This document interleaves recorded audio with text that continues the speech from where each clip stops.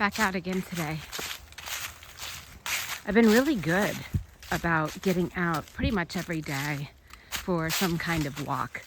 And when I'm really lucky, like days like today, I can actually get out into the woods, which makes me very happy. An update. The backpacking trip with my son was super successful, and I'm excited to do it again as soon as I can talk him into it. And the update on the headlamp is that it didn't really work. I mean, it did work, but then the battery seemed to crap out on it, and so I don't know. I'm going to test the other one next time I'm out and see if I have a similar experience. But that's kind of disappointing, and I hope that it was just a fluke. Just doing my usual loop around today.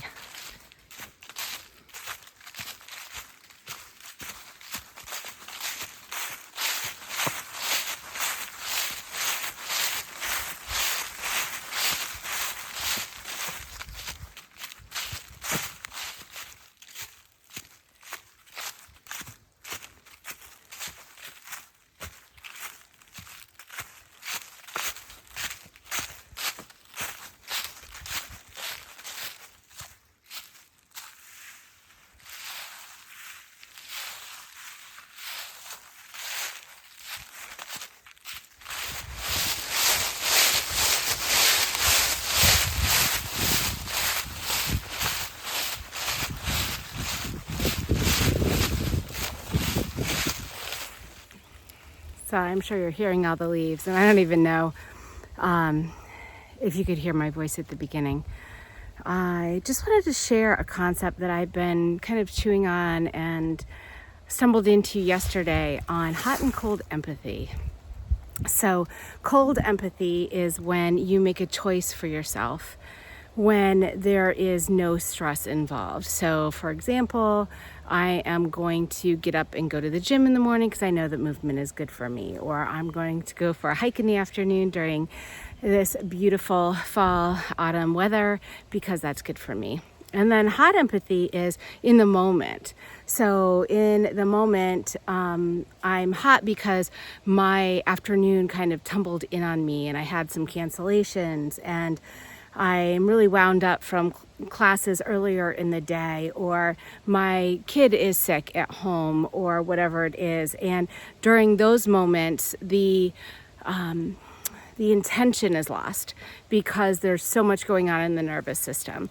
And this article that I read was talking about what do you do about that, and how we can make decisions, pre-decision, and then we are not deciding in the moment, and that can help in these hot situations. It can also help to practice just moving forward on your decision when you're in these hot scenarios. So really good tips on this article. I'll see if I can find it and put it in the description below. But another key piece was it talked about interpersonal empathy. And sometimes when you stumble across somebody who is doing something and you can't really figure it out, right? You can't relate, you can't have that empathy because you feel like you would do differently in this situation. It encourages you to think that they might be in a hot state as well, and then maybe you can have some compassion and empathize with them for the state that they're currently in, knowing that they might behave differently if they were in a cold state. So really good concepts, very useful for me currently, and something I hope to remember.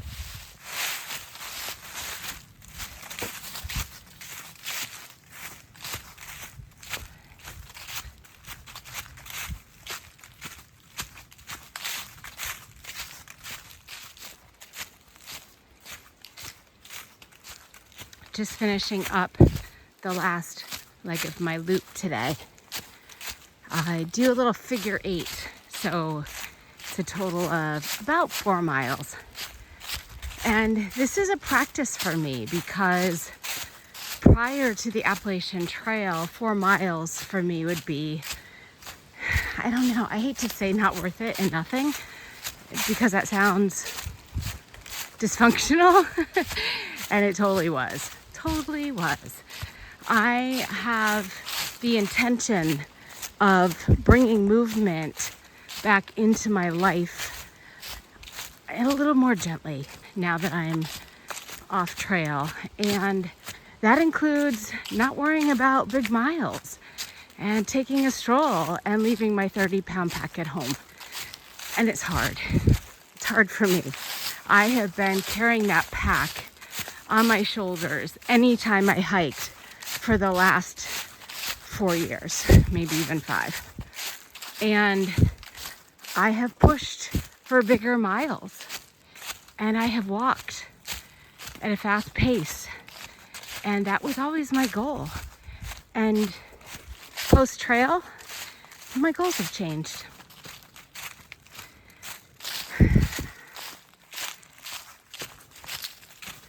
So for today, 4 miles is perfect.